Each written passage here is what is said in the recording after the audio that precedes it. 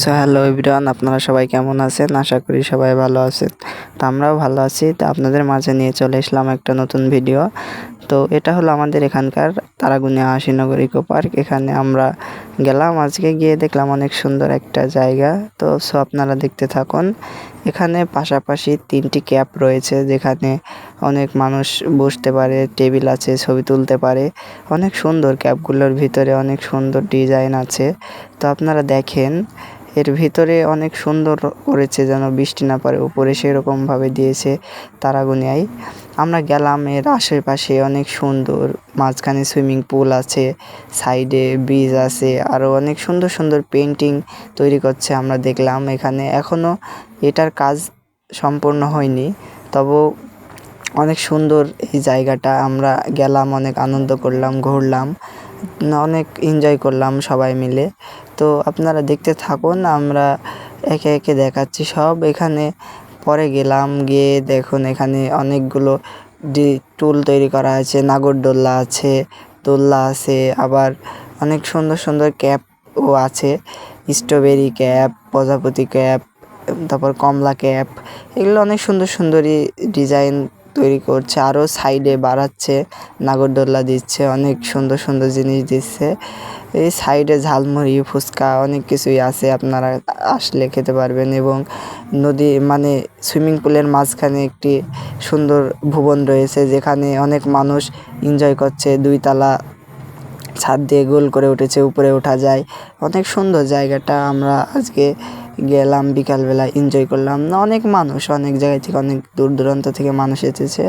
তো পার্কটার ভেতরে সেই রকম একটা জায়গা, যেখানে মানে ছবি তোলার মতো একটা সুন্দর জায়গা। এখানে আপনারা গেলে যে যার মনের মতো ছবি তুলতে পারবেন। অনেক সুন্দর একটা লোগো দোলনা আছে, আরও অনেক কিছুই আছে। তো দেখেন এখানে আরও অনেক, এই যে মাঝখানে যেই বিল্ডিংটা অনেক সুন্দর, কিন্তু একটা ঘর রয়েছে, অনেক সুন্দর ডিজাইন আছে। এখানে বক্স বাজছে, আরও উপরে অনেকজন মানুষ দেখতে পাচ্ছেন, অনেক মানুষ। ভিতরে কিন্তু আমরা সেরকমভাবে দেখাতে পারিনি ক্যামেরার মধ্যে যে কতগুলো মানুষ আছে, কিন্তু অনেক মানুষই আছে, যারা জায়গায় জায়গায় ঘুরছে ফিরছে, আনন্দ করছে, ঝালমুড়ি খাচ্ছে, তা করছে, ছবি তুলছে। আমরা দেখলাম অনেক সুন্দর এই জায়গাটা। এবং যে বাচ্চাদের জন্য, যেটা বললাম যে বাচ্চাদের জন্য সুন্দর একটা জায়গা এটা।